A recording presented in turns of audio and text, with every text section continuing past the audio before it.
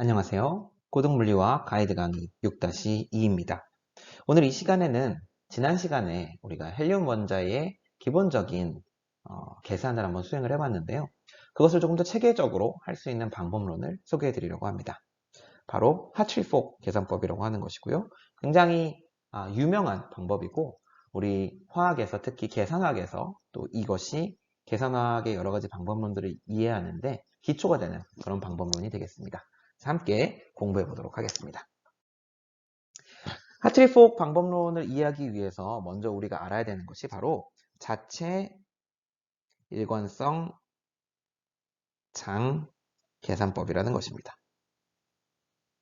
영어로 쓰면요.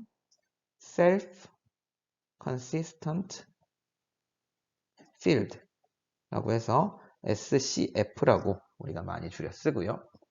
자, 이거는 이제 어떻게 하는 거냐? 지금 함께 살펴보도록 하겠습니다.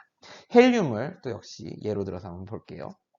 자, 헬륨에서 우리가 하트리 근사를 쓰고 있는데 그것은 결국 뭐냐면 우리의 시도 함수를 이런 식으로 쓴다는 거죠. 1번 전자가 가지는 파동함수 곱하기 2번 전자가 가지는 파동함수입니다. 제가 여기 프라임을 붙인 것은 바로 얘는 다른 상태에 있을 수 있다. 다른 양자 상태에 있을 수도 있다라는 의미가 되겠습니다. 자, 여기서 한번 이런 생각을 한번 해보시죠. 전자 2번이 존재할 확률 분포는 어떻게 됩니까? 바로 요 파동함수에 제곱을 해주면 우리가 전자 2의 확률 분포함수를 얻을 수가 있죠. 자, 그렇다면 이것을 우리가 해석을 할 수 있냐면 시스템이 이렇게 주어져 있을 때 이 안에 주어진 어떤 위치에 전자 2번이 존재할 확률이잖아요. 그러니까 결국은 확률이지만 약간 우리가 어떻게 다룰 거냐면 실제로 전자가 쪼개져서 거기 이렇게 분포하는 것처럼. 그러니까 실제로 전자 2번은 하나의 어떤 입자지만 걔가 이 확률에 비례해서 쪼개져서 여기저기 그냥 분산되어 존재하는 것처럼 한번 생각을 해보겠습니다. 그러면 전자 1번이 여기 어디 있다고 하면요. 이렇게 만들어진 게 이제 전자 2번인데요. 전자 1번이 여기 있다고 생각을 해보겠습니다. 그러면 이놈은 어떤 포텐셜을 느낄까요? 바로 이놈에게 가해지는 모든 위치에서의 전자 2번이 쪼개져서 만들어준 그 밀도들이 가하는 포텐셜을 느끼게 될 겁니다. 그래서 전자 1번이 전자 2번 때문에 느끼는 포텐셜은 어떻게 되겠습니까? 그거를 제가 여기 이렇게 유효, effective라고 하는 표현을 써보겠습니다. 자, 이 경우에는 전자 2번이 정확히 어디에 있는지 몰라도 돼요. 왜냐면 전자 2번은 이미 다 쪼개져서 여기저기 다 존재를 하고 있으니까요. 그래서 그냥 모든 위치에 지금 이 전자들이 다 존재를 한다. 전자 2번이 다 존재를 한다라고 생각을 하고 그놈들이 미치는 포텐셜 에너지를 싹 다 더해주면 여기 이제 인테그랄이 있죠. 싹 다 더해주면 우리가 전자 1이 평균적으로 전자 2의 분포에 의해서 받게 되는 포텐셜 에너지를 우리가 계산을 할 수 있습니다. 됐나요? 이해되시죠? 요 개념이 정확히 이해될 필요가 있습니다. 자, 그렇다면 이걸로부터 우리가 뭘 만들 수 있습니까? 해밀토니안을 만들 수 있겠죠. 어떻게 해요? 1번의 해밀토니안입니다. 1번의 해밀토니안은 이 경우도 역시 유효라는 말을 붙여주고요. 자, 그냥 우리가 원래 1번 전자가 가지고 있는 해밀토니안, 즉 수소 원자처럼 행동하는 해밀토니안에다가 이게 이제 섭동이 되지 않은 해밀토니안이죠. 거기에 전자 1이 전자 2 때문에 받는 포텐셜을 더해주면 우리가 해밀토니안을 구할 수가 있습니다. 그렇죠? 그럼 여기다가 얘를 대입해주기만 하면 되겠죠. 자, 그렇게 해서 그 해밀토니안을 가지고 자, 이 해밀토니안은 다시 한번 써드릴게요. 자, 이 해밀토니안은 특이한 점이 뭐냐면 4파이 입실론 제로 R1 2제곱 플러스 이렇게 되는데요. 오로지 R1에만 의존합니다. 여기도 R1, 즉 전자 1번의 위치 정보만 들어가고요. 여기도 R1, 전자의 1번의 위치, 여기도 R1, 전자 1번의 위치 정보만 들어갑니다. 따라서 요거는 그냥 우리가 풀 수가 있어요. 이러한 고유값 방정식을 R1에만 의존하기 때문에 풀어낼 수가 있습니다. 이게 해밀토니안이 2개 이상의 입자에 의존을 하기 시작하면 이제 걔네들을 동시에 고려하는 것이 불가능해집니다. 3차 문제가 됩니다. 그런데 지금 우리가 R2, 즉 전자 2번의 위치에 따른 정보를 그냥 전자 2번이 다 쪼개져서 여기저기 다 모든 곳에 존재한다라고 함으로써 해결을 해버렸어요. R2에 대한 효과는 적분을 해서 평균적으로만 R1에게 주어지게 됩니다. 그렇게 되면 그냥 R1에 대해서만 우리가 슈레딩거 방정식 비스무리한 방정식을 쓸 수가 있고요. 요 유효 해밀토니안에 대해서 교값 방정식을 풀어주게 되면 우리가 파동함수 비스무리한 놈과 에너지 비스무리한 놈을 얻을 수가 있습니다. 이게 정확히 파동함수와 에너지는 아니기 때문에 제가 이제 비스무리한 놈이라고 부르는데요. 이 방정식을 그래서 우리가 하트리 포크 방정식이라고 부릅니다. 아주 유명한 방정식이고요. 자, 얘를 풀어서 얘를 이제 얻을 수가 있는데요. 갑자기 무슨 생각이 듭니까? 이렇게 되면 전자 1번의 경우에도 우리가 전자 1번의 분포를 우리가 생각을 할 수 있겠죠. 그러면 얘로부터 얘의 분포는 어떻게 돼요? 이렇게 되죠. 요게 전자 2번에다가 미치는 이번에는 영향력을 생각을 해볼 수 있겠죠. 그래서 해밀토니안을 또 2번이 느끼는 해밀토니안을 우리가 구할 수가 있을 거고요. 그렇죠? 그렇게 되면 전자 2번에 대해서 하트리-폭 방정식을 세울 수 있을 거고요. 그러면 psi 프라임 R2를 또 우리가 구할 수 있을 겁니다. 그렇죠? 그러면 얘를 또 밀도로 생각을 해서 다시 전자 1번의 유효 핵전하를 구해주게 되고요. 그렇게 되면 또 하트리-폭 방정식을 풀 수가 있겠죠. 2번에 대해서, 여기는 1번에 대해서였고, 그러면 다시 얘를 구할 수 있고, 요거를 계속 반복해서 돌릴 수가 있어요. 그러니까 매 라운드가 돌 때마다 요 psi R1과 psi 프라임 R2가 새로 업데이트가 되는 겁니다. 그리고 요게 사실은 계속 달라지는 값이 나오는 게 아니라 반복을 계속 하다 보면 쭉 수렴을 해서 서로 이제 차이가 거의 없어지는 지점까지 도달하게 됩니다. 그래서 이것을 우리가 계속해서 반복을 해주면 이 과정을 반복을 해주면 우리가 psi R1과 psi 프라임 R2에 대해서 수렴하는 값을 얻을 수 있고요. 그래서 이 방법을 자체 일관성 장 방법이라고 부르는 겁니다. 자체 일관성이라는 거는 반복을 하면 할수록 하나의 값으로 수렴을 한다는 얘기예요. 그리고 장, 지금 아까 우리가 한 전자의 효과를, 그러니까 우리가 하나의 전자만 다루기 위해서 나머지 전자들의 효과를 다 장처럼 그냥 쫙 깔려있는 어떤 그러니까 하나하나 입자로 다루는 것이 아니라 평균적인 장의 형태로 우리가 고려를 하고 있습니다. 그래서 이름이 이 자체 일관성 장이다. 이렇게 우리가 부르는 것입니다. 자, 그러면 이렇게 구한 해의 특징을 한번 살펴볼까요? 이렇게 우리가 하트리-폭 방정식을 써줄 수가 있습니다. 그래서 이 하트리-폭 방정식을 풀면 해가 어떻게 나오는지 한번 생각을 해볼게요. 여기서 i라고 지금 제가 표시를 해놓은 것은 양자수를 얘기합니다. 즉 슈레딩거 방정식으로 풀었을 때랑 마찬가지로 우리가 입실론 0, 입실론 1, 입실론 2 하는 양자화된 에너지 준위를 갖게 되고 얘들 각각에 대해서 우리가 psi 0, psi 1, psi 2와 같은 어떤 고유 함수들을 갖게 된다는 겁니다. 그럼 그 중에서 가장 에너지가 낮은 놈을 우리가 또 역시 바닥 상태라고 불러줄 수가 있겠죠. 그리고 이렇게 우리가 결국 두 개의, 지금 헬륨의 경우에는 두 개의 전자에 대해서 각각 하트리-폭 방정식을 쭉 풀어서 수렴하는 해를 얻게 되면 최종적인 2전자 해, 그러니까 두 개의 전자에 대한 해를 우리가 어떻게 쓸 수 있냐면 결국은 두 개의 곱으로 써주면 됩니다.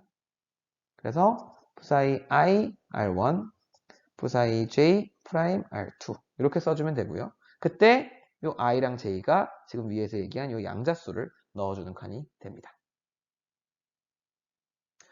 자, 이렇게 해서 지금 여기에 이제 결론은 뭐냐면 우리가 이 하트리폭 아니 죄송합니다. 이 자체 일관성 장 방법을 사용을 해서 계산을 해주게 되면 이런 식으로 이제 해를 얻게 된다는 거예요. 그리고 해의 형태는 항상 두 개의 전자의 파동 함수가 곱해져 있는 형태를 갖게 된다는 거죠. 이건 굉장히 중요한 얘기입니다. 나중에 또 이 얘기를 하게 되겠습니다만은 하나의 전자에 대해서 우리가 어떠한 파동함수 형태를 얻고 또 다른 전자에 대해서 하나의 파동함수 형태를 얻게 되면 두 개를 곱한 놈이 결국 이 시스템 전체를 묘사하는 어떤 파동함수의 역할을 할 수 있게 된다는 것이죠. 그런데 우리가 전자의 경우에는 고려해야 되는 상황이 있습니다. 자, 전자의 파동함수 뭘까요? 동일한 전자 두 개가 있습니다. 자, 일단 전자라면 가져야 하는 게 뭐죠? 스핀입니다. 스핀 파동함수가 포함이 되어야 되죠. 그래서 예를 들면 phi ij가 그냥 r1, r2만 포함을 하는 게 아니고 여기에 스핀에 대한 항이 들어가야 되죠. 그래서 얘는 psi i에 r1 이렇게 써주고 나서 그 다음에는 ms1이 1번 입자, psi j r2 그리고 ms2 2 이런 식으로 스핀 파동 함수에 대한 형태가 들어가야 되고요. 근데 이게 끝이 아닙니다. 두 번째로 중요한 게 뭐냐면 바로 반대칭성이죠. 반대칭성이라는 거는 뭐죠? 두 개의 입자를 바꿔 썼을 때 ms1, ms2 두 개의 입자를 바꿔 썼을 때 우리가 마이너스 부호를 얻는 그런 성질이죠. 그래서 여기서는 1번 입자가 i라는 궤도 상태 그리고 ms1이라고 하는 스핀 상태에 있었는데 이제 그리고 두 번째 전자가 J라고 하는 양자 상태 그리고 ms2라고 하는 스핀 상태에 있었는데 요 밑에의 경우에는 이제 1번 입자가 J라고 하는 상태와 ms2라고 하는 상태에 있고 2번 입자가 I라고 하는 상태와 ms1이라고 하는 상태에 있는 그런 경우가 되겠습니다. 됐죠? 그래서 이 두 가지를 사실 만족을 해야 됩니다. 그래서 우리가 앞에서 살펴봤던 그러한 자체 일관성 장 방법을 사용을 해서 얻어낸 이 바닥 상태의 파동 함수가 이 두 가지를 만족할 수 있게 만들 수 있는지 우리가 한번 살펴보도록 하겠습니다. 자, 먼저 우리가 요 아까 구해놓은 식을 한번 써봅시다. R1, R2, MS1, MS2. 자, 헬륨의 경우죠. 헬륨의 경우로 생각을 하고 우리가 이런 식으로 일단 쓸 거라고 했습니다. 2에 ms1에 1, ms2에 2 이런 식으로 이제 우리가 쓸 거고요. 자, 그런데 여기서 이제 우리가 바닥 상태를 정하려고 생각을 해보니까 바닥 상태라는 말은 뭐예요? 에너지가 가장 낮은 상태죠. 근데 에너지라는 거는 지금 보면은 오직 공간 파동함수에만 의존합니다. 즉 이놈들이 어떤 상태에 있느냐가 에너지를 관장을 한다는 거죠. 지금 자기장이 가해지지 않는 이상 이 스핀에 대한 부분은 기여를 하지 않습니다. 따라서 우리가 요게 에너지가 최저가 되는 상태를 찾으면 되는데 걔들은 우리가 앞에서 이미 얘기한 바가 있죠. i가 0, j가 0인 상태입니다. 즉 psi 0, r1, psi 0, r2 라고 쓰게 되면 요게 바로 바닥 상태의 파동함수가 되겠습니다. 그러면 완벽하게 써본다면 여기다가 ms1, 1, ms2, 2 이렇게 써보면 될 거고요. 그러면 얘가 phi 0, 0, r1, r2, ms1, ms2 이렇게 파동함수가 되겠죠. 자, 그런데 잘 보시면 이 앞부분은 지금 대칭성을 가지고 있습니다. 왜죠? 두 개의 양자 상태를 바꿔도 그러니까 psi 제로가 얘가 제로고 얘가 제로니까 두 개의 양자 상태를 바꿔도 똑같은 놈이 되죠. 그래서 부호가 그냥 플러스가 붙습니다. 그 얘기는 뭐예요? 이 뒷부분이 반대칭성을 이뤄야지만 우리가 원하는 전자의 파동함수가 된다는 거죠. 그러면 우리가 앞에서 언제죠? 하여간 한참 전에 그 과거에 강의에서 배웠던 것처럼 반대칭성을 갖는 파동함수를 우리가 알고 있습니다. 바로 싱글렛의 스핀 파동함수가 그렇죠. 걔는 어떻게 생겼었죠? 걔는 루트 2분의 1에 이렇게 생겼었습니다.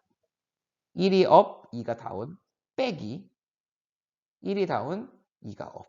이렇게 써주게 되면 우리가 스핀의 반대칭성을 갖게 되는 파동함수를 만들게 됩니다. 그래서 얘를 이 자리에 넣어주면 되겠습니다. 그래서 결국 우리가 이 헬륨의 경우에 이 전자 전체의 반대칭성을 만족을 하면서 스핀까지 고려한 그런 파동함수를 만들 수가 있습니다. 지금 요거죠. 그래서 한 번 더 써본다면 phi 00는 R1, R2에 대한 거고 얘는 어떻게 되냐면 루트 2분의 1 psi 0 R1, psi 0 R2 그리고 뒤에 이 부분이 붙겠죠. 얘가 요게 붙고 다운이 붙고 다운이 붙고 업이 붙고 이런 모양으로 우리가 최종 파동함수를 써줄 수가 있습니다.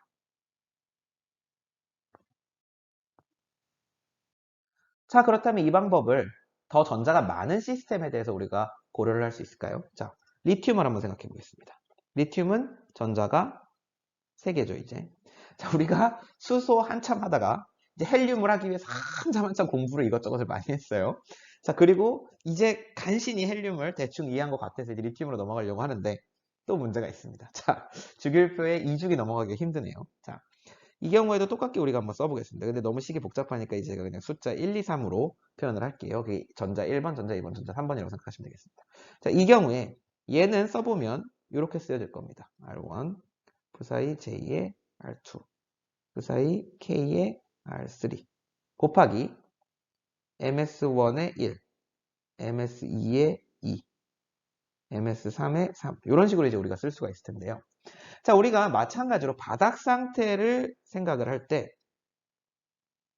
I, J, K가 몽땅 0이 되는 상태 그러니까 모든 공간상 파동함수가 다 바닥 상태에 있다고 놓아버리게 되면 이 경우에 이제 문제가 발생합니다. 이건 존재할 수가 없어요. 왜요? 얘는 파울리 베타 원리에 위배됩니다. 파울리 베타 원리라는 것은 두 개의 페르미온이 동시에 같은 상태에 존재할 수 없다라는 그런 원리죠. 그래서 왜 이 경우에는 우리가 파울리 베타 원리를 위반하지 않는 그런 파동함수를 찾을 수가 없습니다. 그러니까 이 스핀 파트를 어떻게 우리가 조절을 해도 반대칭성을 갖는 스핀 파동함수를 만들 수가 없어요. 그래서 우리가 이 경우에는 그러면 어떻게 우리가 고려를 해야 되나? 그러니까 이걸 이제 조금 더 쉽게 얘기하면 우리가 일반학에서 배운 얘기로 얘기를 하면 리튬의 경우에 1s 오비탈에 전자가 3개 들어갈 수 없다라는 얘기랑 같은 얘기죠. 그러면 우리가 바닥 상태는 어떻게 구해야 되냐? 자, I, J, K 꼴이 0, 0, 1이거나 그러니까 하나가 들등 상태가 되면 되죠. 0, 1, 0이거나 1, 0, 0이기만 하면 이 경우에는 이제 파울리 베타 원리를 위배하지 않고 우리가 바닥 상태를 만들 수가 있습니다. 문제는 뭐냐? 일반학에서는 이거 굉장히 쉽죠. 그냥 이렇게 그리잖아요, 우리가. 근데 이렇게 그림을 그릴 수가 실제로는 없는 게 전자 3마리 중에 어떤 놈이 위에 가는지를 모릅니다. 그리고 사실은 3마리 중에 한 놈만 위에 간다. 예를 들어 3번이 위에 간다라고 하면 그건 더 이상 이 indistinguishability, 구별 불가능성을 유지하지 않는 게 돼요. 3번이 위에 있다는 걸 알아버리면 안 되죠. 그러니까 1번도 위에 갈 수 있고 2번도 위에 갈 수 있고 3번도 위에 갈 수 있고 그게 어느 놈이 들뜬 상태인지 우리가 전혀 알 수가 없어야 합니다. 너무 복잡해지죠, 지금 문제가. 지금 이해가 되세요? 그래서 파동함수 하나를 0, 0, 1 이런 식으로 이제 쓸 수가 없어요. 전자의 특징 때문에. 그래서 요거를 이제 짬뽕을 해서 이거를 조합을 해서 우리가 얻어야 됩니다. 파동함수를. 우와, 어느 세월에 이걸 하겠어요. 자, 여러분 큰일 났어요. 헬륨만 해도 지금 어려웠는데 지금 리튬은 더 큰 문제가 발생을 했습니다. 지금 이거를 이 처음에 이 문제를 이제 깨달은 사람은 얼마나 멘붕이 왔을까요? 그래서 이 문제를 해결하기 위한 아주 체계적인 방법이 개발이 되었습니다. 바로 슬레이터 행렬식이라고 하는 그런 어마어마한 방법입니다. 자, 슬레이터 행렬식이라는 건 뭐냐면요. 그 수학에서 사용하는 행렬이라고 하는 그런 도구가 있는데요. 거기에 이제 행렬식이라고 하는 또 다른 도구가 있습니다. 우리 수업에서는 이제 그 수학적인 내용까지 깊게 다루진 않겠고요. 일단 이런 게 가능하다 정도만 우리가 한번 살펴보겠습니다. 자, 이전자 계의 경우, 전자가 두 개 있는 계의 경우, 양자 상태 A와 A랍니다. I와 J가 존재를 한다고 하겠습니다. 그때 두 개의 전자가 I랑 J에 각각 존재한다라고 했을 때 우리가 슬레이트 행렬식을 다음과 같이 쓸 수가 있습니다.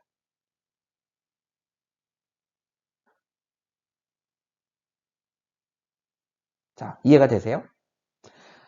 상태 두 개에 지금 전자 1번, 2번이 나눠서 들어가야 됩니다. 근데 두 개 사이에 구별 불가능성이 성립을 해야 되기 때문에 우리가 파동함수를 만드는 것이 어려운데 이 방법을 사용하면 이제 아주 체계적으로 만들 수가 있습니다. 자, 양자 상태 IJ, 요거는 이제 양자수고요. 얘를 파동함수로 써놓은 게 UI, UJ입니다. 자, 여기에 들어가 있는 항은 뭐냐면 1번 전자가 I라고 하는 양자 상태에 있는 경우고요. 요거는 2번 전자가 I라고 하는 양자 상태에 있는 경우입니다. 여기는 1번 전자가 J라고 하는 양자 상태에 있는 거고 여기는 2번 전자가 J라고 하는 양자 상태에 있는 겁니다. 요거는 이제 계산을 해보면 어떻게 나오냐면 루트 2분의 1이고 UI 1, UJ 2 빼기 UI 2, UJ 1 이렇게 나오게 됩니다. 그래서 요걸 이제 사용을 하면 파동함수가 무조건 이 반대칭성을 만족한다는 것이 알려져 있습니다. N전자계로 이걸 확장을 할 수가 있어요. 이 경우에는 양자 상태를 제가 A부터 B 땡땡땡해서 N까지 있다고 하겠습니다. 이게 N개, 큰 N개라고 생각을 하고요. 전자의 수랑 상태의 수가 지금 정확히 같습니다. 그렇게 했을 때 얘네들을 이제 반대층성을 유지를 하면서 파동함수를 만들 수 있는 방법은 이렇게 주어지게 됩니다. 앞에 요거는 이제 정규화 상수고요. UA1, UA2, 땡땡땡, UAN. 즉 1번 전자가 A 상태, 2번 전자가 A 상태, N번째 전자가 A 상태에 있는 거를 이렇게 세로 줄에 쓰고요. 그 다음에 UB1, UB2, 땡땡땡, UBN. 그래서 1번 전자가 B번 상태, 2번 전자가 B번 상태, 땡땡땡, N번 전자가 B번 상태에 있는 거고요. 요거를 이제 모든 경우에 대해서 다 써주시면 됩니다. 그리고 수학적으로 이러한 이제 행렬식을 계산하는 방법이 있기 때문에 그걸 따라서 그냥 계산을 해주시면 무조건 반대칭성을 유지하는 파동함수를 우리가 만들어낼 수가 있습니다. 자, 그러면 앞에서 우리가 골치를 썩였던 리튬으로 다시 한번 돌아가 보겠습니다. 자, 리튬의 경우에 1전자 상태를 생각을 해보겠습니다. 전자 하나가 가지고 있는 상태를 생각을 해보면요. 우리가 예를 들어 리튬을 이렇게 일반화하게 해서 그리죠. 1s, 2s 뭐 이런 식으로. 자, 요것처럼 여기가 0번 상태, 여기가 1번 상태라고 하면 0번 상태의 업인 것, 요게 하나의 전자가 가질 수 있는 상태고 0번 상태의 다운인 것, 요게 또 하나의 전자가 가질 수 있는 상태고 그 다음에 1번 상태, 그러니까 하나 들뜬 상태에서 뭐 업이라고 치죠. 업이든 다운이든 크게 상관없습니다. 업이라고 칩시다. 이렇게 세 개의 1전자 상태를 전자 1번, 2번, 3번이 고루 들어가서 결과적으로 반대칭 파동함수를 만들어내고 싶다라고 하면 이제 슬레이터 행렬식을 여기다 써주면 되는 거죠. 그래서 파이 1, 2, 3이라고 하게 되면 루트 3팩토리얼 분의 1 해주게 되고요. 여기다가 이제 푸사이 제로 R1 1번 전자의 공간상 파동함수가 이렇게 되고요. 그때 스핀도 이렇게 우리가 붙여주고요. 그 다음에는 2번 전자를 죄송합니다. 같은 양자 상태에 또 넣어주고 3번을 또 같은 양자 상태에 넣어주고 그 다음에 이쪽은 두 번째 상태죠. 그래서 이 앞에 F사이 제로는 같은데 스핀이 다운이 되는 거고 얘를 이번엔 2번에다가 똑같게 넣어주고 3번에다가 똑같게 넣어주고 이렇게 되고요. 마지막으로는 1번이죠. 이번에는 1번 상태, 그러니까 들뜬 상태에 1번 전자를 넣어주고 업, 들뜬 상태에 2번 전자를 넣어주고 업, 들뜬 상태에다가 3번 전자를 넣어주고 업, 이렇게 해서 여기 닫아줘야 됩니다. 이렇게 닫아주면 우리가 항상 반대칭성을 갖는 파동함수를 얻을 수가 있습니다. 그래서 우리가 이 반대칭성, 전자로서의 성질을 갖는 것을 더 이상 고민할 필요가 없는 거죠. 자, 그래서 이제 이번 강의의 가장 마지막 핵심 이야기로 들어오게 됩니다. 바로 하트리 폭 계산법이라고 하는 것이 그럼 뭐냐 도대체? 라는 거죠. 바로 SCF 방법을 쓰고요. 자체 일관성 장 방법이죠. 더하기 원자의 파동함수를 슬레이터 행렬식을 쓰는 거죠. 슬레이터 행렬식을 써서 SCF 방법을 삥삥삥삥 돌리면 우리가 이 하트리-폭 계산법으로 계산을 하는 것이 됩니다.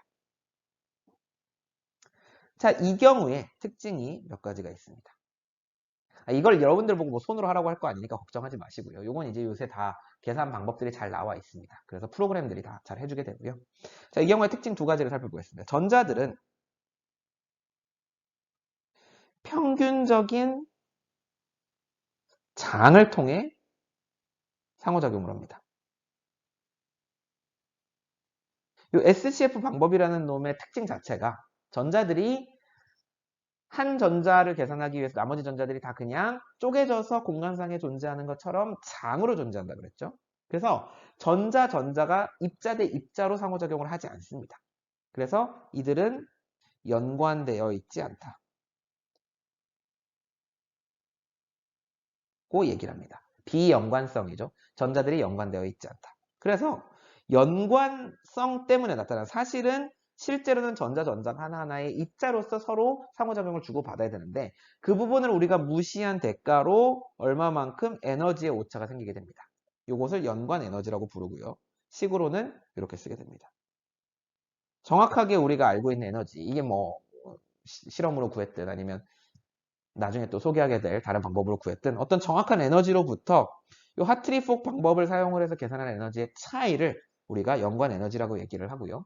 이 연관 에너지만큼 부정확한 게 됩니다. 아무리 우리가 이 하트리-폭 계산법을 예를 들어 어마어마하게 큰 기저집합 같은 걸 써가지고 아주 정확하게 계산을 한다고 해도 필연적으로 우리가 이 연관성을 무시했기 때문에 나타나는 에러가 존재를 하고요. 오류가 존재를 하고요. 그 오류를 우리가 에너지 차원에서는 연관 에너지라고 이야기를 할 수가 있게 됩니다. 그래서 오늘은 이제 이 계산 화학의 가장 기초적인 방법이라고 할 수 있는 하트리-폭 계산법에 대해서 개념 위주로 여러분들께 설명을 해드렸고요. 잘 이해가 되실지 모르겠습니다. 조금 뭐 복습을 하시든지 아니면 다른 참고 도서들을 참고하셔서 공부를 좀 해주시면 좋을 것 같습니다. 그러면 오늘 수업은 여기까지 마치도록 하겠고요. 다음 시간에는 이 하트리-폭 계산법을 더 개선할 수 있는 다른 계산 방법들에 대해서 공부해 보도록 하겠습니다. 수고하셨습니다. 감사합니다.